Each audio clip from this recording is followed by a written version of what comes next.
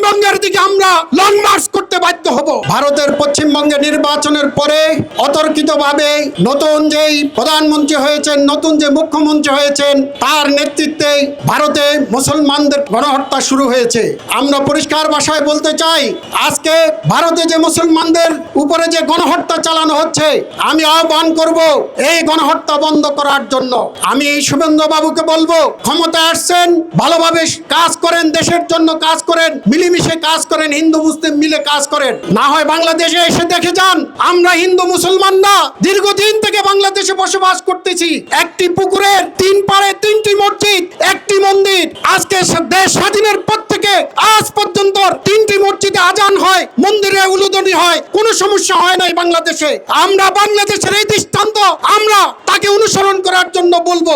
আমি আবারও আমাদের সরকারকে আহ্বান জানাবো, কূটনীতিকভাবে সরকার যেন ভারতকে চাপ দেয়। ভারতে আমাদের যে মুসলমান ভাইদেরকে হত্যা করা হচ্ছে, মসজিদ ভেঙে দেওয়া হচ্ছে, সেই মসজিদগুলোকে রক্ষা করার জন্য এবং মুসলিম বিধন বন্ধ করার জন্য আমাদের সরকারও যেন ভারত সরকারকে চাপ দেয়। আমি আবারও পুনরায় আহ্বান করব, যদি তারা বেশি বাড়াবাড়ি করে তাহলে আমরা পশ্চিমবঙ্গের দিকে আমরা লং মার্চ করতে বাধ্য হব।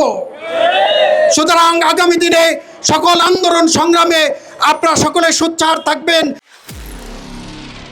নিরপেক্ষ, সত্য প্রকাশে আপোষহীন।